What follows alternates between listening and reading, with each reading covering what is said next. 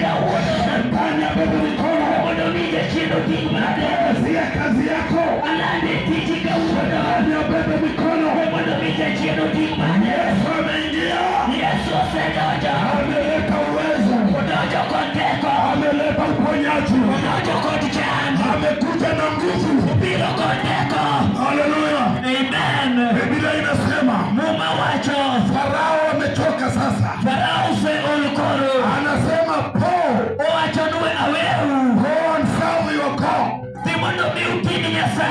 ukisimama wima Mungu akutetee. Atabeba mikono aseme enda utumikie Bwana. Wanakuroga haurogeki. Lazima wabebe mikono.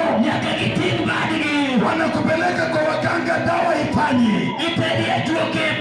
Lazima wabebe mikono. Adui yako abebe mikono. Adui abebe mikono. Haleluya. Wanafanya vitu havifanyiki. Farao alifanya mambo yote hayajaribu hayafanyiki. Hivyo ndio amejaribu kwa maisha yako.